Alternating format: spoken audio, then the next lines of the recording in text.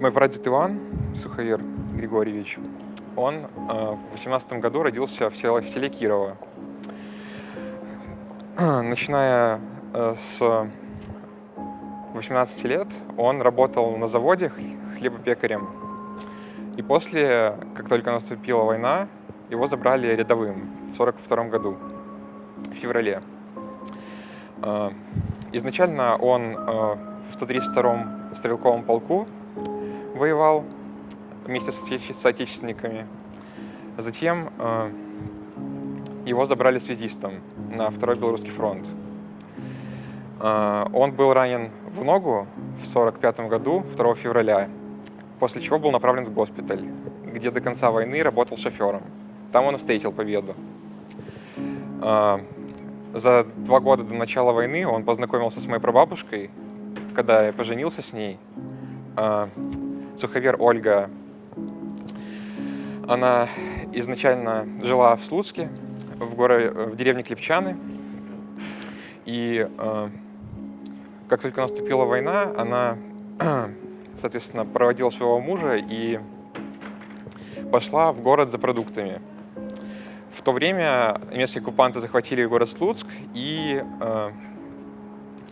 забрали ее на тяжелые работы в Германию. По ее рассказам, она говорила то, что их морили голодом, доходило до того, что питались брюквой, белая свекла своего рода.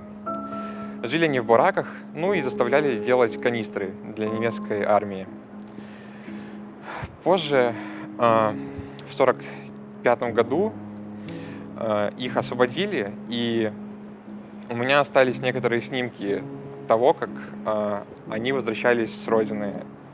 На родину, получается, с фашистской Германии. Получается, моя прабабушка вот вторая справа. Этот кадр был снят вот накануне с посадки на поезд для отправки домой.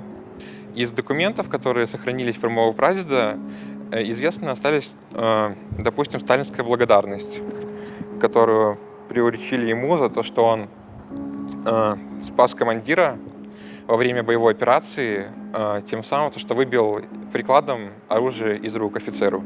Брат моей прабабушки, Леонид, про этого человека нам изначально, моей семье, было известно очень мало. Он оставил нам только письмо с фронта, которое мы постоянно читаем со слезами и вспоминаем про него. И нам очень было интересно узнать про историю данного человека.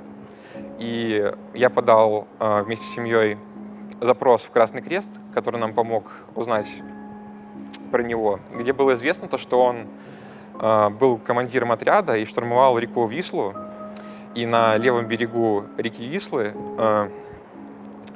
они прорвали блокаду.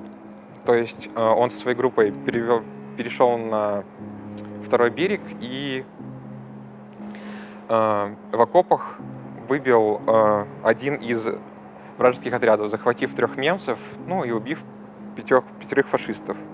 После этого ему дали награду за отвагу, которая перешла нам по памяти. И после того, как он завершил эту операцию, он был отправлен на Второй Белорусский фронт на штурм Берлина, но до него так и не дошел, так как был застрелен, и о своей награде последней он так и не узнал, не дожив 3 дней. Всему этому содействовала изначально моя бабушка, так как от нее я услышал очень много историй про прадедов, и это меня очень сильно заинтересовало еще в 9 классе. И тогда я решил написать эту историю.